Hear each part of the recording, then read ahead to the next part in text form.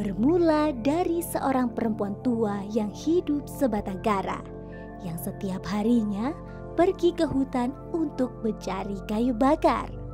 Ia ingin sekali memiliki seorang anak agar ada yang merawat dirinya yang sudah semakin tua. Tapi itu mustahil karena ia tidak mempunyai suami. Suatu hari di tengah hutan, tiba-tiba ia bertemu dengan seorang raksasa. Perempuan tua itu sangat ketakutan. Tubuhnya gemetaran. Lalu raksasa itu berkata, "Hei perempuan tua, jangan takut. Aku tidak akan memakanmu. Kamu sudah terlalu tua, dagingmu keras dan tidak enak. Aku kesini hanya ingin memberikan sesuatu padamu." Raksasa itu memberikan beberapa butir benih tanaman. Ia menyuruh si perempuan tua untuk merawatnya. Benih itu yang akan memberikan sesuatu yang diinginkan si perempuan tua selama ini.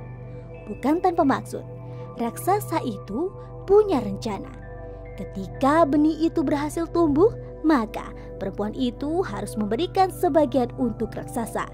Perempuan tua hanya mengangguk dan pulang ke rumah. Setiba di rumahnya, ditanamlah benih tersebut. Tak disangka, keesokan harinya, benih itu tumbuh dengan cepat menjadi tanaman mentimun. Buahnya pun besar-besar, jika terkena sinar matahari, warnanya bersinar seperti emas. Karena penasaran, dipetiklah satu yang paling besar. Ketika dibelah, si perempuan tua pun terkejut. Apa yang dikatakan raksasa itu benar. Di dalam timun itu ada seorang bayi perempuan yang cantik. Betapa senang hatinya. Bayi itu diberi nama Timun Mas. Di kemudian hari, si perempuan tua bertemu kembali dengan raksasa. Ternyata raksasa itu sudah mengetahui kabar dari benih itu. "Engkau sudah mendapatkan apa yang kau inginkan selama ini. Sesuai dengan janjimu, engkau harus membaginya denganku." "Bagaimana mungkin bayi perempuan bisa dibagi?" "Tidak usah bingung perempuan tua. Kau boleh memilikinya sampai usia 17 tahun. Selanjutnya, anak itu akan menjadi santapanku." Baiklah Tuan Raksasa. Aku akan merawat anak itu dan menganggapnya anakku sendiri sampai usianya 17 tahun. Timun Mas tumbuh menjadi seorang gadis yang cantik jelita.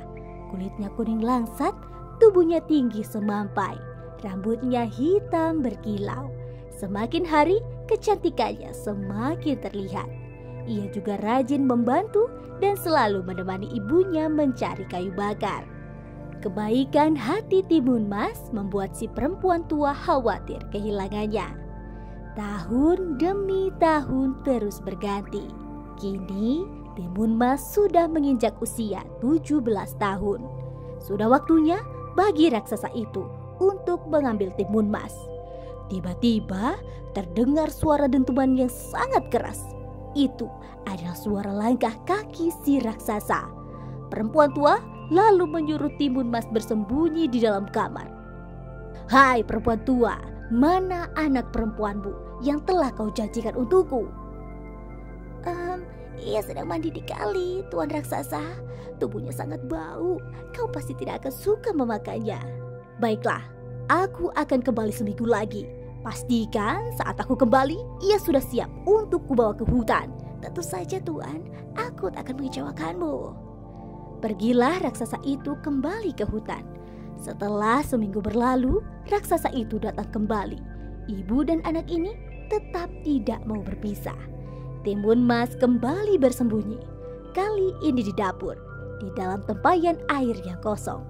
"Hai perempuan tua, aku kembali untuk menagih janjimu. Cepat, serahkan anak perempuanmu." "Maaf Tuan Raksasa, Timun Mas sedang menjual kayu ke kampung. Bila saja engkau datang lebih pagi, engkau pasti bertemu dengan dia." Dengan setengah marah, raksasa itu berteriak, "Baiklah, ku beri waktu 1 minggu lagi. Jika anakmu tidak kau serahkan kepadaku, akan kuhancurkan rumahmu." Perempuan tua itu semakin ketakutan dan bingung dengan ancaman si raksasa. Ia sungguh tidak rela anak perempuannya menjadi santapan raksasa yang kejam itu. Ia akan melakukan apapun untuk menyelamatkan Timun Mas.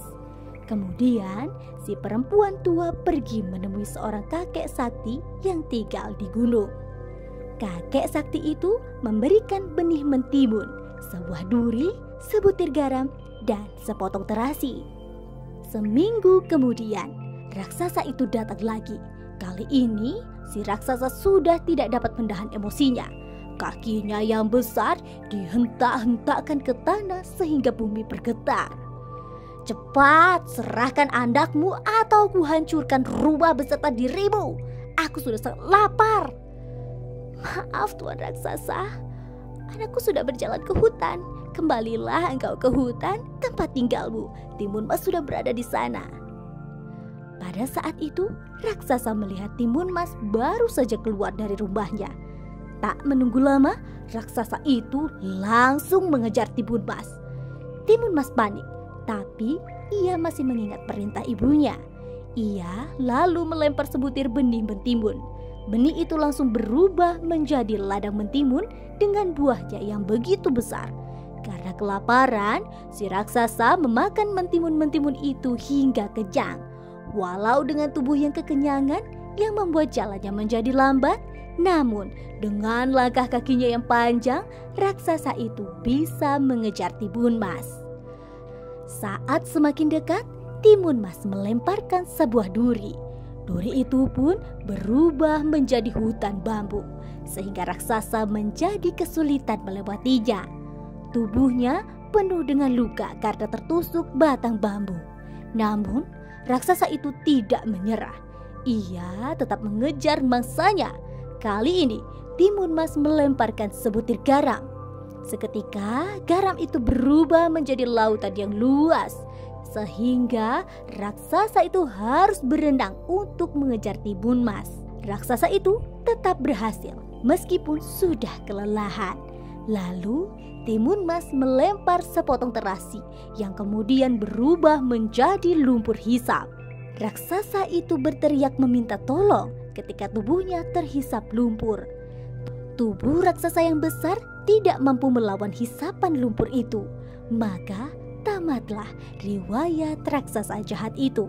Setelah bebas dari raksasa jahat, kehidupan Timun Mas dan perempuan tua membaik.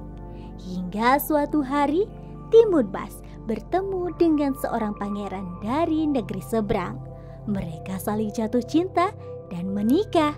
Bersama pangeran, Timun Mas lalu membawa serta si perempuan tua itu ke istananya. Mereka hidup bahagia selamanya.